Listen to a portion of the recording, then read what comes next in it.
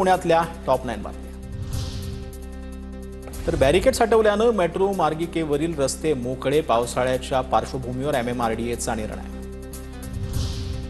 म्हाडाची घरं स्वस्त, शिरडोनमधील घरे 1.5 लाखांनी तर खोणीतील घरी जे आहेत ते 1 लाखांनी स्वस्त, विजेत्यांसाठी मोठा दिलासा ठरणार।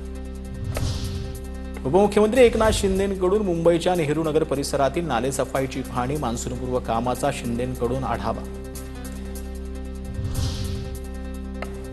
समुद्र आज रात्री 10 वाजता करणार रौद्ररूप धारण, भरतीमुळे उसळणार 4 ते 5 मीटर उंच लाटा। नागरिकांनी समुद्राच्या जास्त जवळ न जाण्याचं, धाडस न करण्याचं पालिकेचं आवाहन।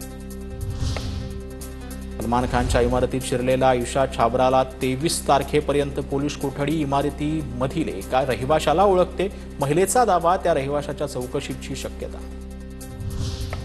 पुढील 3 दिवसात PMPL ने आता प्रवासी संख्या 3 लाखांपर्यंत वाढवण्याचं उद्दिष्ट। सध्या 12.5 लाख प्रवासी नियमित प्रवास करतात। पुरंदरच्या दिवे घाटामध्ये पालखी मार्गाचं काम प्रगतीपथावरती। पालखी मार्गाच्या कामासाठी दुपारी 12 ते 3 या वेळेमध्ये घाट वाहतुकीसाठी अर्धा तास बंद राहणार। नागरिकांना वाहतुकीचे नियम पाळण्याचं आवाहन।